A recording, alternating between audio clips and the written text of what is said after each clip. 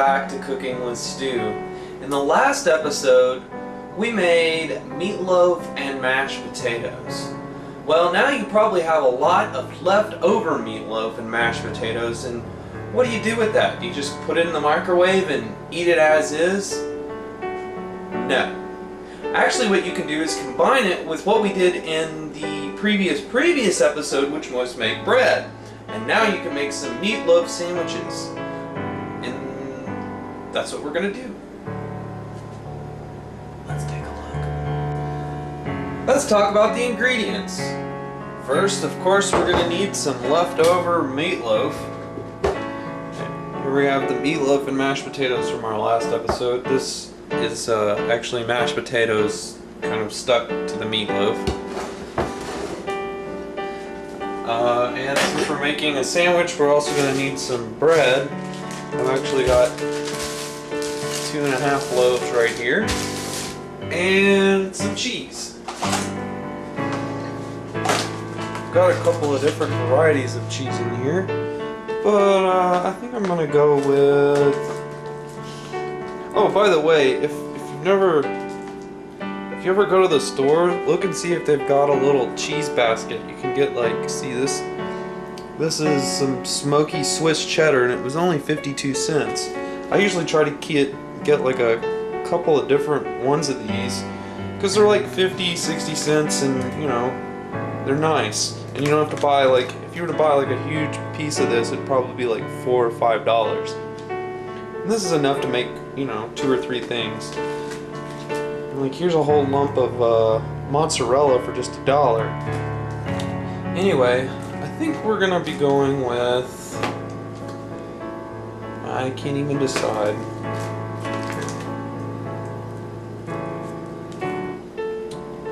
This cheddar smoky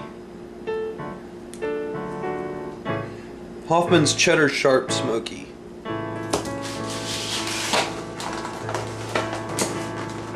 As far as utensils, you'll need an extremely large knife to cut the cheese with, and the bread, a spatula, and a frying pan.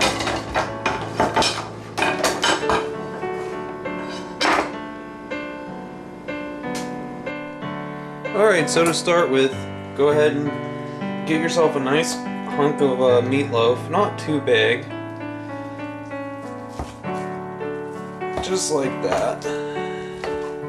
And you might actually want to cut it in half so it'll fit on your bread. Something about like that.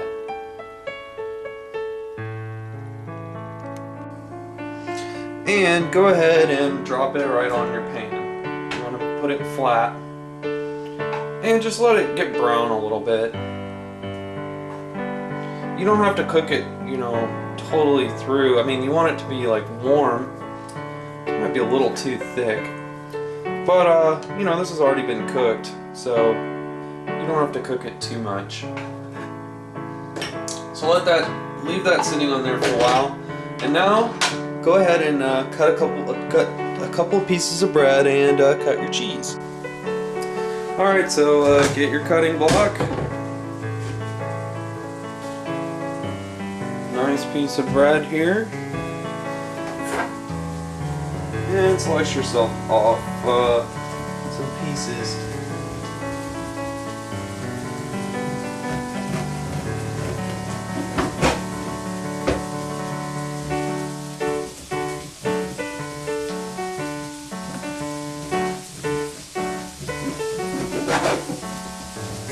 Okay, there's our bread pieces.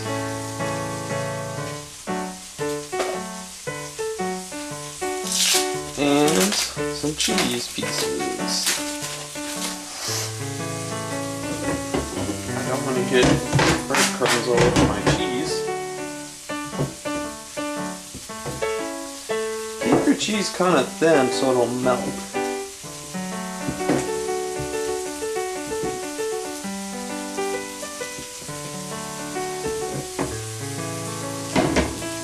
That looks good. Alright, let's go back to the frying pan. Ooh, hear that meatloaf going? You probably want to flip it a 1 or 2 times. See how it's getting a little brown? That's obviously exactly what we're wanting. And just kind of push it over to the side a little bit. We're also going to need some olive oil. I think I forgot to mention that. Just put a little bit of olive oil in there. Kind of spread it out.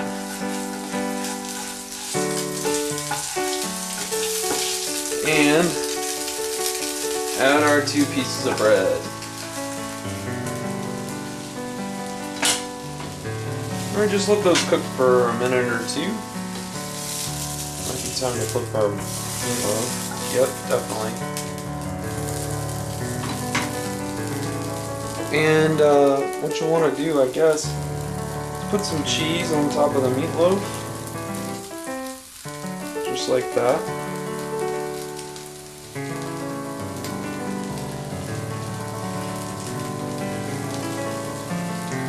Now, call me crazy, but something you could add to this that would be really good is some cranberries.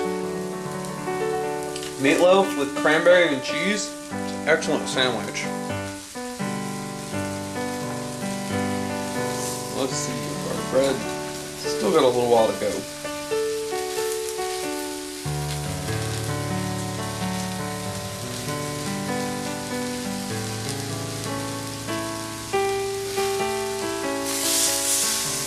Alright, go ahead and put your meatloaf into your bread. And like I said, this is probably too big of a piece of meatloaf. I should have probably cut it a lot thinner than that. But that's okay, we'll just work with it. And put your bread top on there. Kind of push it down the best you can. And then flip it over. This way that cheese will kind of melt.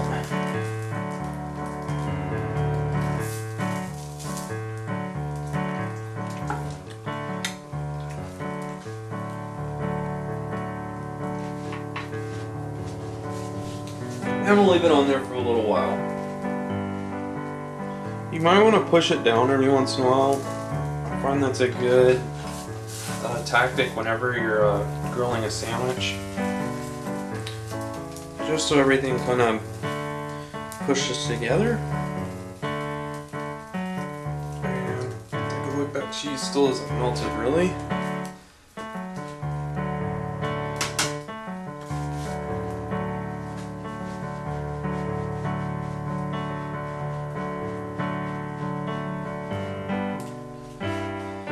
Perhaps add a little bit more olive oil, because if you don't have some kind of liquid, some people like to use butter, I like to use olive oil.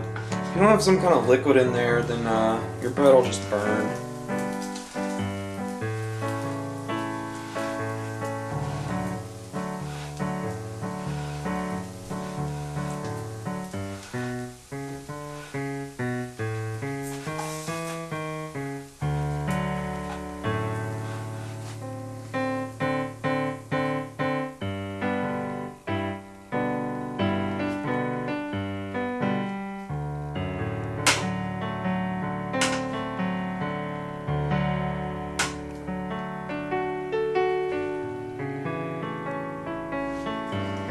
Alright, that looks good to me.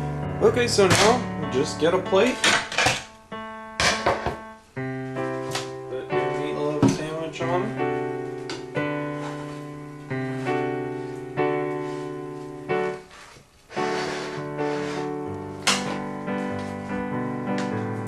And we'll cut it in half, just so it's easier to eat.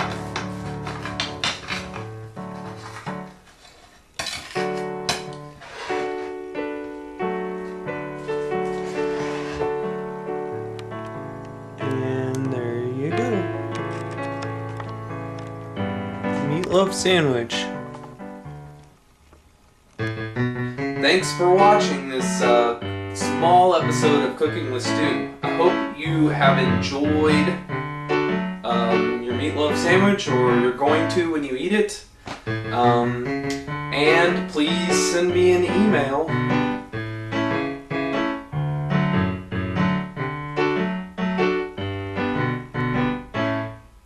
Thanks for watching.